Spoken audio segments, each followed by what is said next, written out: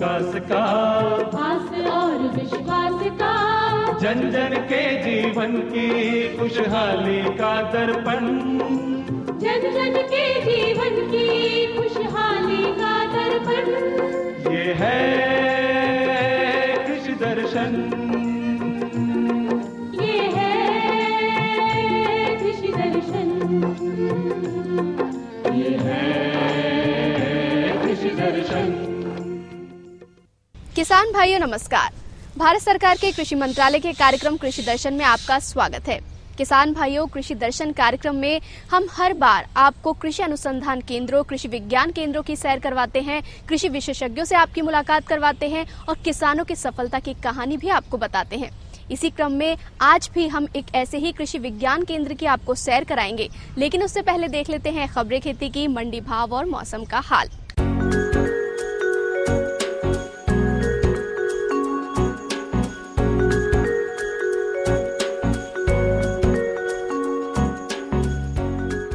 किसान भाइयों नमस्कार। खबरें खेती की में आपका स्वागत है। आइए सबसे पहले नजर डालते हैं खेती से जुड़ी कुछ खास खबरों पर।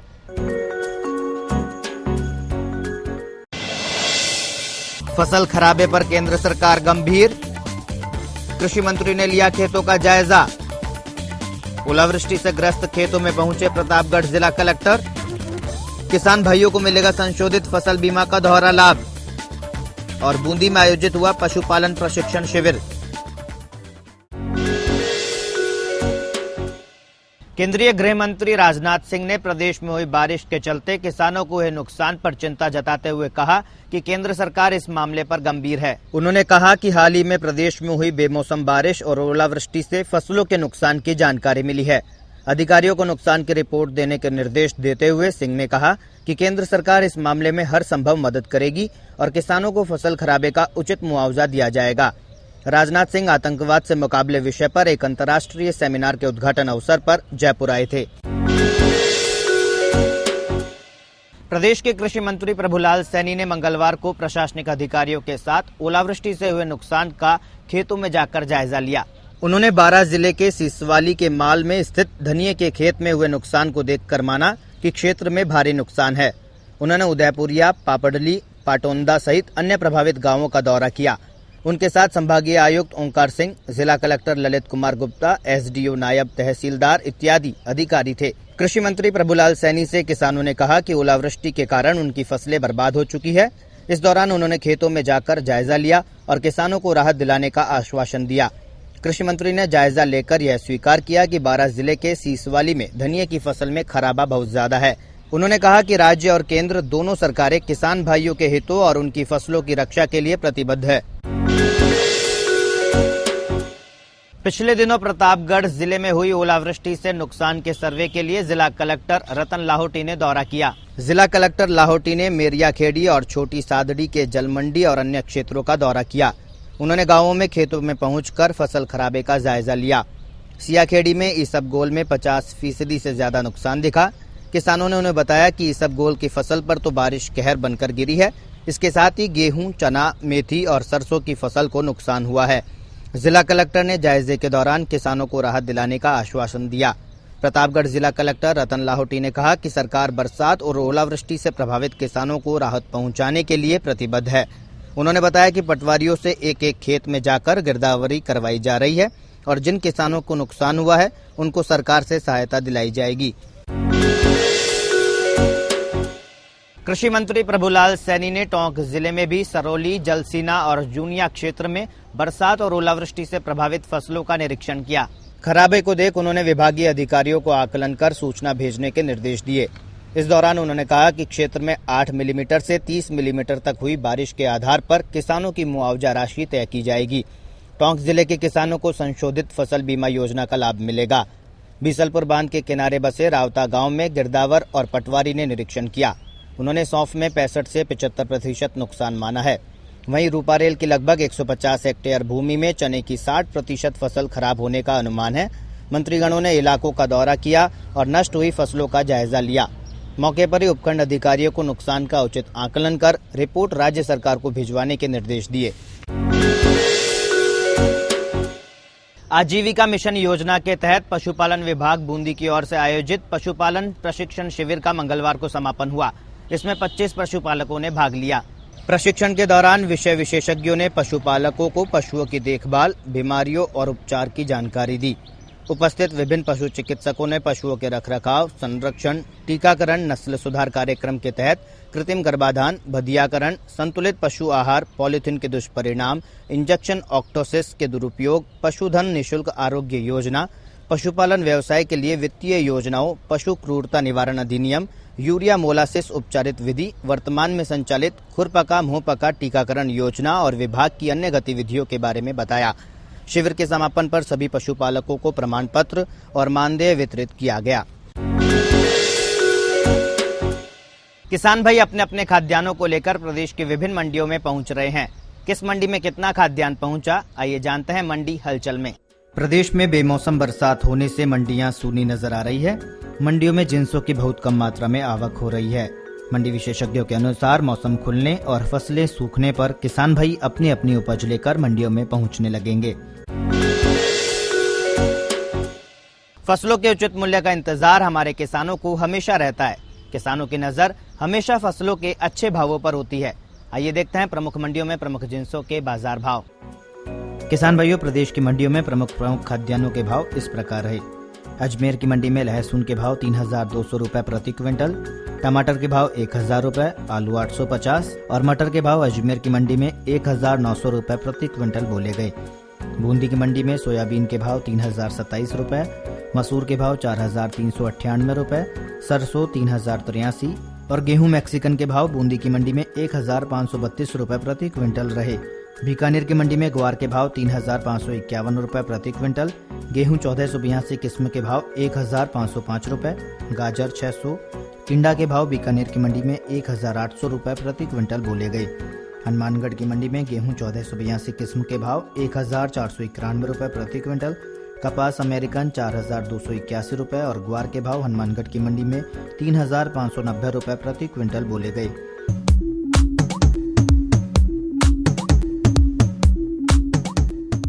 किसान भाइयों, प्रदेश में मौसम का मिजाज बदल रहा है। जहां पिछले दिनों हुई बारिश के कारण तापमान में गिरावट महसूस की गई थी, वहीं धूप खिलने के कारण तापमान में बढ़ोतरी दर्ज की जा रही है।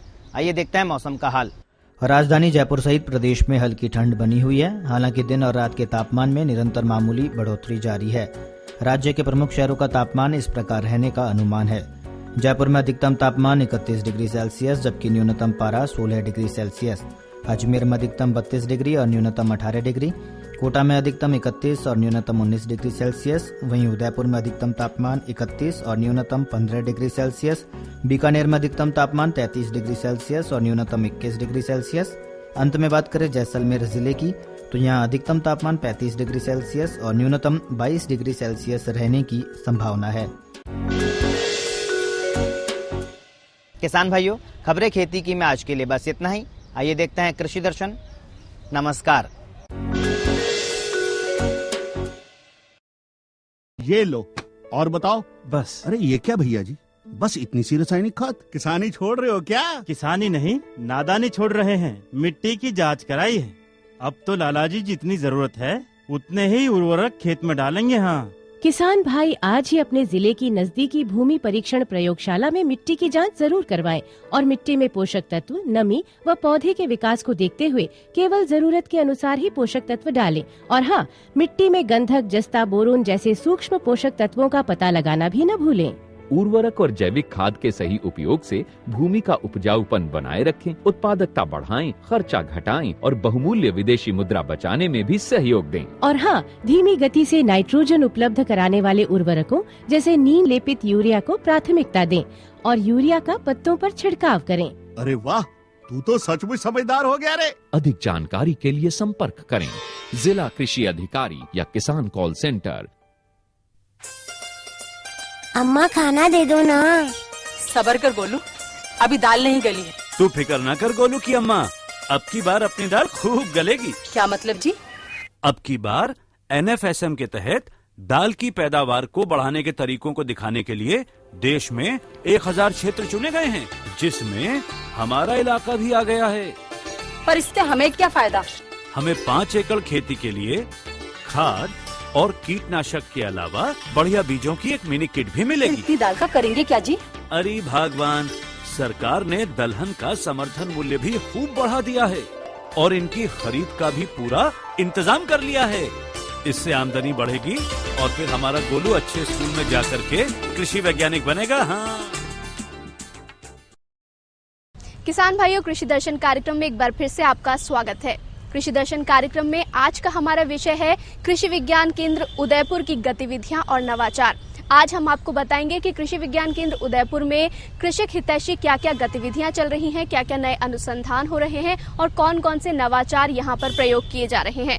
और इसी सिलसिले में आज हम आपकी मुलाकात करवाएंगे कृषि विज्ञान केंद्र उदयपुर के कार्यक्रम समन्वयक डॉक्टर आनंद सिंह जी से और उनसे लेंगे इस सारे नवाचारों, सारे अनुसंधान के बारे में समग्र जानकारी। तो आइए आपको लिए चलते हैं कृषि विज्ञान केंद्र उदयपुर और लेते हैं यहाँ से जानकारी।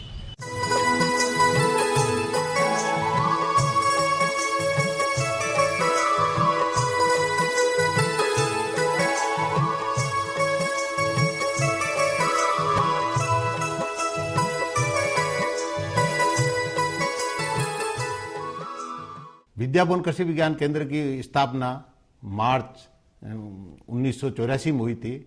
उसके बाद लगातार 30 वर्ष से ये हम किसानों के साथ काम करते आ रहे हैं और हम ब्लॉक में काम करते हैं। हर पंचायत समिति को हमने पिछले 30 साल में टच किया है और हम गांव को जब सिलेक्ट करते हैं तो देखते हैं उस गांव की प्रॉब्लम क्या है और उसी के अंदर है ना हमारे मैंडेट्स बदलाते हुए हम हमारा काम करते हैं। बेंचमार्क सर्वे करते हैं कि उसमें किसान की डिमांड क्या है, उसी हिसाब से हम पूरा प्लानिंग करके और करते हैं। और कृषि विज्ञान केंद्र का जो मैंडेट है OFT कि जो रिसर्च हुआ है वो फार्मर्स एडॉप्ट क्यों नहीं कर रहा है या उसमें क्या लेकुना है जिससे कि उसको इतना प्रोडक्शन नहीं मिल पा रहा है, और हम किसान के साथ बैठ करके उसकी प्रॉब्लम को सोल्व करके उसमें मॉडिफिकेशन करते हैं। और वो मॉडिफिकेशन होने के बाद में 2 साल बाद में वापस हम साइंटिस्ट को बताते हैं कि आपने जो रिसर्च की इसके अंदर ये मॉडिफिकेशन किसान चाहता है जिससे कि उसकी पैदावार बढ़ सके। दूसरा हमारा मुख्य कार्य है FLD, फ्रंट लाइन डेमोन्स्ट्रेशन। जो लेटेस्ट टेक्नोलॉजी आई है या लेटेस्ट कोई वेराइटी आई है जो रिसर्च से निकलने के बाद में किसान को पास उसके फील्ड के ऊपर ट्राई करते हैं और उसका डाटा जनरेट करते हैं और डाटा जनरेट करने के बाद में रिसर्च को बताते हैं कि आपके इसमें जो आपने प्रोडक्शन बताया है उसका ये असेसमेंट करने के बाद में हमारा ये रिजल्ट रहा। और उसके बाद में उसको पूरे इलाके के अंदर जब एडॉप्शन रिजल्ट अच्छे आते हैं तो उस पूरे इलाके के अंदर मल्टीप्लाई करते हैं। हमारा जो मूंगफली के अंदर GG7 हमने जो 90 के अंदर 98 में जो प्रोग्राम लिया था वो आज पूरा राजसमंद, पूरा चित्तौड़ और उदयपुर के जहां पर मूंगफली क्षेत्र में है वो बीज है ना पूरा नया मल्टीप्लाई हुआ है। इसी प्रकार वेजिटेबल का जो सीड्स है, लेटेस्ट जो वैरायटी का बीज है वो किसान है ना एडॉप्ट करता है और करने के बाद में लगाता है। इसी प्रकार गेहूं की जो वैरायटी लेटेस्ट आती है वो वैरायटी भी हम ट्राई करके और किसानों को वहां डेमोन्स्ट्रेशन लगा करके और उसका पूरा जिले के अंदर है ना कैसे वो फैले उसके लिए हमने प्रयास करते हैं। इसके अलावा जो पैरावेट है, जो स्कूल ड्रॉप आउट्स हैं जिन्होंने किसी तरह का कोर्स कर रखा है और उनको कोई जॉब नहीं मिल रहा है क्योंकि उनके पास एक्सपीरियंस नहीं होता है, केवल एक सर्टिफिकेट होता है, उन बच्चों को हम हमारे यहाँ पर पैरावेट के हिसाब से ट्रेनिंग देते हैं और AI का जो प्रोग्राम उनको सिखाते हैं, फर्स्ट एड की उनको जो पूरा ट्रेनिंग करते हैं, वो जाने के बाद में अपनी आजीविका को कमा रहे हैं। ऐसे भी एग्जाम्पल हैं जो मतलब 30 से 40 हजार रुपया वो सालाना ना वो कमा रहे हैं, एक्स्ट्रा इनकम कर रहे हैं। कुछ स्कूल ड्रॉप आउट्स अपनी डेयरी चला रहे हैं जिनके पास कभी किसी जमाने में 5 गाय हुआ करती थी, आज उनके पास 65 गाय है। हॉर्टिकल्चर के अंदर, नर्सरी के अंदर में बागवान की जो ट्रेनिंग देते हैं वो सबसे अच्छा रिजल्ट रहता है।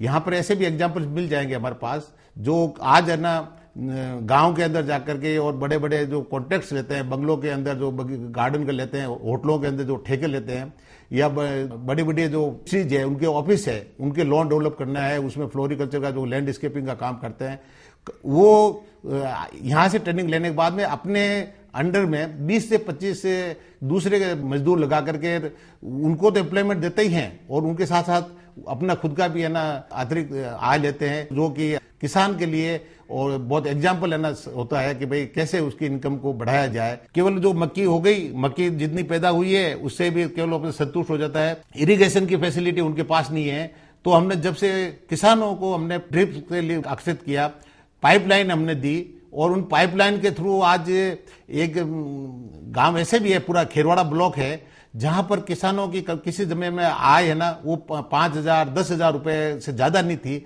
आज वहां पर लाख लाख रुपए लोग है ना सब्जी उत्पादन, वह इंटीग्रेटेड जो पोल्ट्री से और बगीचे से कमा रहे हैं, और अपनी आजीविका जो कभी अहमदाबाद बॉम्बे मजदूरी करने जाते थे वो वापस अपने खेती के अंदर काम करके और अपना काम कर रहे हैं।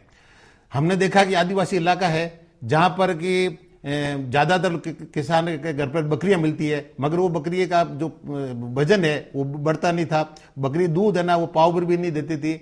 इसी को नजर रखते हुए हमने 1990 के अंदर है ना प्रोग्राम लेकर के आए, सिरोही ब्रीड को हमारे इस उदयपुर के अंदर जो इंट्रोड्यूस किया, और आज जो गवर्नमेंट जो प्रोग्राम मोटिवेट कर रही है, जो हमने आज से करीबन 20 साल पहले हमने किया था, और उसका रिजल्ट है कि झाड़ोल में पूरे ट्राइबल एरिया के अंदर आप जहां भी जाएंगे तो लाल रंग की बकरी नजर आएगी। वो बकरी इसी कृषि विज्ञान केंद्र के प्रोजेक्ट था, उसी का हमारी देन है। तो इस प्रकार अगर हम सभी देखेंगे तो इसके लिए ना किसान को ट्रेनिंग चाहिए, और हमारा जो इस केवीके का जो स्ट्रेंथ है वो पहला हमारा स्ट्रेंथ है ट्रेनिंग।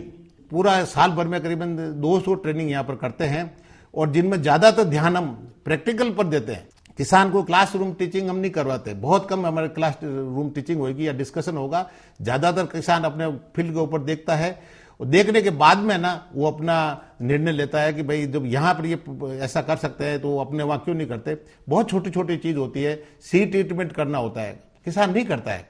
बीज खरीदते समय उसको रसीद चाहिए, वो किसान रसीद नहीं खरीदता है। जब उसको बीज नकली मिलेगा या बीज को उपचारित करके नहीं बोएगा, पौधा है वो हर बार है ना काश्तकार है ना छिड़ करके बोता है, लाइन सोइंग में बोता ही नहीं है। जब आपका प्लांट टू प्लांट डिस्टेंस अच्छा नहीं होगा तो पौधा है ना पौध कैसे तैयार होगा अच्छा। और वो अच्छे पौध को तैयार करने के लिए आपका लाइन सोइंग बहुत जरूरी है, रेज नर्सरी बेड के ऊपर बहुत जरूरी है, जो बेड नर्सरी बना रहे हैं उसका स्टेरिलाइजेशन बहुत जरूरी है। सिंपल सी चीज होती है, आप गर्मी के समय में थोड़ा सा पानी छिड़क करके उसको पॉलीथीन कवर से ढक दें, तो उससे जो निमेटोड होंगे, जो कीड़े मकोड़े होंगे वो सब मर जाएंगे। हर काश्तकार, हम आजकल क्या करते हैं, खेत में काश्तकार को जब चयन करते हैं तो उसको देखते हैं कि वो उसका जो FIM है उसका यूज कैसे कर रहा है।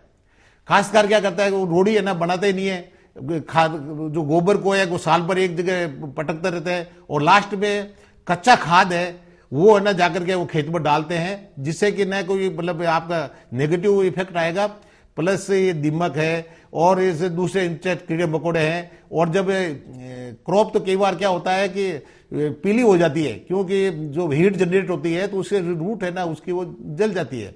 तो काश्तकार को हम समझाते हैं कि आप ना खेत में खाद डालें, आप कंडा या जो कच्ची खाद है ना कभी का उसका प्रयोग नहीं करें। उसके लिए हम ना उनके लिए जो प्रोम के लिए करते हैं, उनके लिए वर्मी कंपोस्ट की तैयारी करते हैं। हम किसानों को कहते हैं कि हम जिस किसान से जुड़ेंगे उसके पास अपने खुद का खाद का खड्डा होना चाहिए, 2 खड्डे वो बनाए, एक में वो पूरा पहले भरे और सड़ने के बाद में दूसरा भरना शुरू करे, जब तक है ना उसमें खाद सड़ जाएगा तब खेत में डालें। कृषि विज्ञान केंद्र के अंदर सभी सब्जेक्ट के विशेषज्ञ यहाँ रहते हैं। यहाँ पर फसल के उत्पादन के भी हैं, उद्यान के भी हैं, इंजीनियरिंग के भी हैं, पशुपालन के भी हैं, होम साइंस के भी हैं और सॉइल साइंस के भी यहाँ पर मिलते हैं। और बीमारी के लिए प्लांट प्रोटेक्शन का जो सबसे बड़ा महत्वपूर्ण होता है वो उसके, तो सभी के जो स्पेशलिस्ट हैं वो एक छत के नीचे किसान को मिल जाते हैं। और हम समय समय पर किसानों को SMS भेजते रहते हैं, अखबार में भी निकालते रहते हैं। और जब भी किसान मिलता है, किसान के पास हमारे संपर्क में आते हैं, उनके नंबर होते हैं, वो मोबाइल से भी हमको संपर्क करते रहते हैं, पूछते रहते हैं कि साहब हमारी ये फला बीमारी है, उसमें हम कैसे इलाज करेंगे। हम मेला आयोजित करते हैं, रेडियो वार्ता देते हैं, TV पर भी हमारा प्रोग्राम रहता है, समय समय पर हम गोष्ठी भी करते हैं। हमारे यहाँ पर सरपंच और पंच की भी लगातार ट्रेनिंग होती रहती है, तो जनप्रतिनिधि आते हैं, तो उनको भी हम कहते हैं कि हम किसानों के लिए हैं। किसानों के किसी भी तरह की प्रॉब्लम हो तो कृषि विज्ञान केंद्र ही एक सिंगल विंडो है जहां से किसान को सारा ना ज्ञान है ना उसकी समस्याओं का समाधान किया जा सकता है। और इसके अलावा हम दूरदर्शन, न्यूज़पेपर और पैम्पलेट भी बांटते रहते हैं।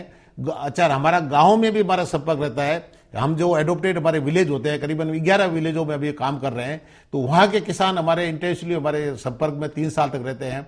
और आज जो उसकी स्थिति है और उसकी जो 3 साल बाद में स्थिति अब जो छोड़ते समय है ना, वो बिल्कुल ही अलग हो जाती है। जो उनके किसानों के चेहरे पर जो मुस्कुराहट देख करके हमको ना खुशी हो जाती है।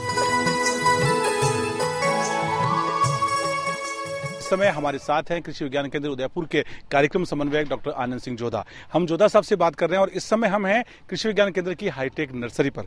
हम जानना चाहेंगे डॉक्टर साहब, हाईटेक नर्सरी क्या है, ये यूनिट आपकी कब से लगी है और इस यूनिट में क्या क्या गतिविधियां हैं और कौन कौन से प्लांट का यहाँ रोपण होता है और किस तरह से यहाँ पर हाईटेक नर्सरी में सार संभाल हो रही है? ये हमारा जो हाईटेक नर्सरी है, जब से केवीके की स्थापना हुई थी तब से हमारे पास एक छोटी नर्सरी थी और उसी में हम ना जो नींबू के और अनार के पौधे तैयार करके या पपीते के पौधे तैयार करके हम किसानों को देते थे। पर समय के देखते हुए इसके फलदार वृक्षों की ना जो डिमांड हुई, फॉरेस्ट प्लांट्स के पौधों की डिमांड आई और उदयपुर जो बड़ा जो ऑर्नामेंटल प्लांट्स के ना बहुत ज्यादा डिमांड हुई, मांग बढ़ती गई थी साहब।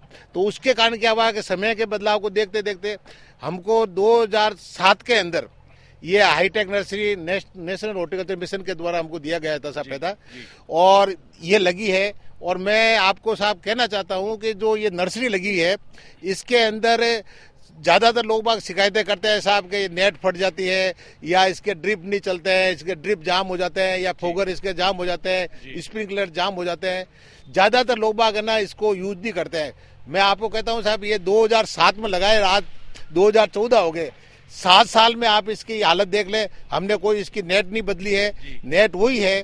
हमारे किसान भाई जानना चाहेंगे कि इस आपकी हाईटेक नर्सरी में फिलहाल कौन कौन से पौधे लगे हुए हैं और किस किस संख्या में लगे हुए हैं? यहाँ पर हमारे पास में मदर प्लांट्स है, जैसे नींबू के हैं, तो उसके हमारे पास करीबन 3000 पौधे हमने तैयार किए थे, जिसमें से करीबन अभी 200-300 पौधे हमारे पास बचे हुए पड़े हैं। किन्नू के पौधे हमने कुछ तैयार किए हुए थे या बाहर से भी लेकर आए थे। बाहर से किसान भाई आते हैं लेने के लिए यहाँ पे? यहाँ पर साहब बहुत आते हैं, पूरी डिमांड रहती है। हम किसानों को ना इतनी डिमांड हमारे पास नहीं है, पौधे नहीं होते और डिमांड ज्यादा है, इसलिए हम किसानों को केवल निराश भी होकर के जाना पड़ता है। हमारी तरफ से पूरी कोशिश रहती है कि किसान को पौधा मिले, वो प्योर वेराइटी का मिले। आपने डॉक्टर साहब बीच में भी कहा कि इस नर्सरी में हाई मॉडर्न टेक्निक्स का प्रयोग करते हैं, बडिंग है, ग्राफ्टिंग है, तो आपके यहाँ ग्राफ्टिंग को लेकर, बडिंग को लेकर क्या कुछ हो रहा है ये बताएं। ये साहब क्या होता है कि हमारे यहाँ पर वोकेशनल ट्रेनिंग होता है, जिसमें कि गांव के यूथ होते हैं जो स्कूल ड्रॉप आउट्स हो जाते हैं या कुछ ग्रेजुएट भी होते हैं या कॉलेज से जो पास आउट भी होते हैं, वो भी हमारे यहाँ पर आते हैं। आने के बाद में हम उनको 1 महीने पर हम यहाँ पर ट्रेनिंग देते हैं और उसमें पर्टिकुलरली यही होता है कि साहब आपको बडिंग कैसे की जाए, कौन कौन से रूट स्टॉक लिया जाए, ग्राफ्टिंग कैसे किया जाए, उसके लिए कौन सा फ्रूट किया जाए, तो हर एक का वो प्रैक्टिकल होता है यहाँ पर और प्रैक्टिकल से ही उसका जो हुनर है ना वो डेवलप होता है। खुशबू की फुहार में, स्वाद की बहार में, तरक्की की तानों में, खिलती मुस्कानों में, हरे भरे पौधों में, बड़े बड़े सौदों में, मधुर भिनभिनाहट में, खुशियों की आहट में। NHM बागवानी मिशन, हमारी चाहत आपकी मुस्कुराहट। तो किसान भाइयों, आज हमने आपको कृषि विज्ञान केंद्र उदयपुर की सैर कराई, वहां की गतिविधियों और नवाचारों से आपको अवगत कराया। आगे भी कार्यक्रम में हम ऐसे ही कृषि विज्ञान केंद्रों की आपको सैर कराते रहेंगे। हमारा ये कार्यक्रम आपको कैसा लगा या फिर आप इस कार्यक्रम में क्या और देखना चाहते हैं या फिर आपके कोई सुझाव हैं, तो आप हमें पत्र लिख सकते हैं। पत्र लिखने के लिए हमारा पता नोट कर लीजिए। कार्यक्रम कृषि दर्शन, DD राजस्थान, दूरदर्शन केंद्र, जयपुर। तो किसान भाइयों, इस जानकारी के साथ अब वक्त हो चला है आपसे विदा लेने का। अगले कार्यक्रम में हम फिर से मिलेंगे, तब तक के लिए हमें दीजिए इजाजत। नमस्कार। अरे सुन तो। मुझे क्या सुनाना चाहते हो? जो सुनाओ मेरी सौतन को। किसको? अरे वही तुम्हारा मोबाइल फोन जिससे सुबह शाम दिन रात चिपके रहते थे और कहते थे किसान कॉल सेंटर से बातें हो रही हैं। अच्छा ये बात है।